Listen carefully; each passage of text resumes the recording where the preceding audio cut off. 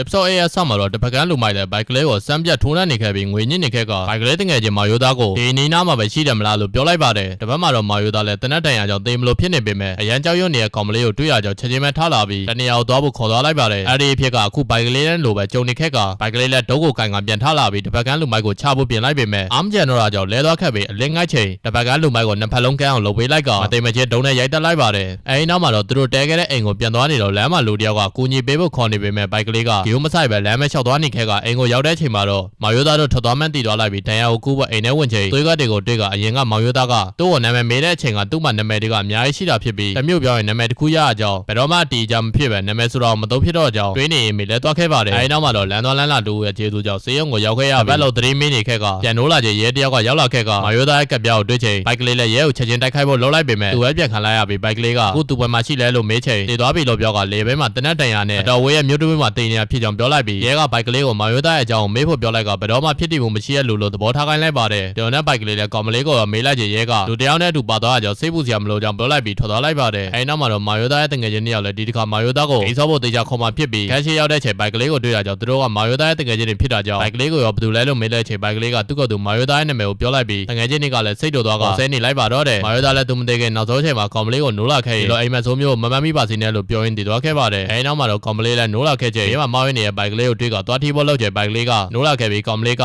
နေရာပတ်ဝန်းကျင်တစ်ခုလုံးကအေးချမ်းနေရမြင်ပြီးဘိုက်ကလေးရောက်လာချိန်ကောင်မလေးကဘားကိုညစ်ကန်လိုက်ကတခုခုကိုတွေးနေပြီးတကယ်စစ်မှန်လားလို့မေးနေခဲ့ကသူကဟိုးရင်ကဘိုက်ကလေးရဲ့နာမည်နဲ့လူတယောက်ကိုတတ်မိရအောင်ပြန်မဲ့မိပြီးဘိုက်ကလေးကိုလည်းသူ့ကိုဘာလို့လိမ်ပြောခဲ့တာလဲလို့မေးပြီးအဲ့လူကဘိုက်ကလေးရဲ့အရေးပါတဲ့သူဖြစ်နေရလားလို့ပြောလိုက်ချိန်ဘိုက်ကလေးကလည်းအတန်တိုးတိုးပြောဖို့ဖထားလိုက်ပါတယ်။ဒေါ်နဲ့ကောင်မလေးလည်းသူတန်းတန်းဖြစ်မိလိုက်ပေမဲ့အဲ့လူကတန်ရာတွေရထားအကြောင်းသူ့ကိုဘေးကင်းတဲ့နေရာကိုပူပေးနိုင်လိုက်တယ်လို့ပြောကဝမ်းနဲ့နေခဲ့ပါတယ်။အဲဒီနောက်မှာတော့ကောင်မလေးကဘိုက်ကလေးကိုငိုင်းချင်ချောင်ပြောကလောက်ပေးရမလဲလို့အတီးပေါက်ကြီးမင်းနေခဲ့ပြီးစိတ်တက်ပြင်းပြနေရကြောင်းဘိုက်ကလေးလည်းမရဘူးလို့ပြောလိုက်ကကို့နာကသူတွေကိုဒေါ်နီကသူ့ကိုဖမ်းဖို့ကောင်မလေးကိုသုံးချကြမှာဖြစ်ပြီးအခုချိန်မှာတော့ဘာမလုပ်သင့်ကြောင်းပြောလိုက်ကကောင်မလေးရဲ့မိကိုလည်းလုံချောင်းပူထားပေးပြီလို့ပြောလိုက်ပါတယ်။ဒေါ်နဲ့ကောင်မလေးလည်းသူသာလက်မခံရင်ကြမ်းဖက်ပြီးလက်ခံအောင်လုပ်ရမှာပဲလို့မေးပြီးအဲ့လိုဆိုသူကထွက်ပြေးသွားမှဖြစ်ကြောင်းချိန်ချောင်းလိုက်ပါတယ်။ဒေါ်နဲ့ကောင်မလေးလည်းနောက်တစ်ခေါက်ထပ်ပြီးလိုကိုဖတ်တာကတယောက်တည်းလှုပ်ရှားရဲ့စိတ်ဆိုးမှဖြစ်ကြောင်းပြောလိုက်တာကြောင့်ဘိုက်ကလေးလည်းသူ့ကိုငားချင်တော့အများကြီးစူးစမ်းပြင်ဆင်ရမှာဖြစ်ကြောင်းပြောလိုက်ပြီးအပေးယူတာတခုတော့ရော်ပေးရမှာဖြစ်ကြောင်းပြောလိုက်တော့ကောင်မလေးလည်းပတ်စံဘလောက်လိုချင်လဲလို့မေးလိုက်ချိန်ဘိုက်ကလေးကပတ်စံကလွှဲရင်ကြံတာနဲ့ပေးချင်မှာဖြစ်ကြောင်းပြောလိုက်ကပေးချင်ရမှာကိုလည်းကိုယ့်ဘာသာစဉ်းစားဖို့ပြောလိုက်ပါတယ်။အဲ့လိုနဲ့ကောင်မလေးလည်းအိမ်ခေါင်းမိုးပေါ်တက်ထိုင်နေပြီးဘိုက်ကလေးပြောတဲ့ပတ်စံကလွှဲရင်ကြံတာနဲ့ရော်ပေးရမှာကိုစဉ်းစားနေခဲ့ရင်စီဇန်1လေးကပြီးဆုံးသွားခဲ့ပါတယ်ဗျ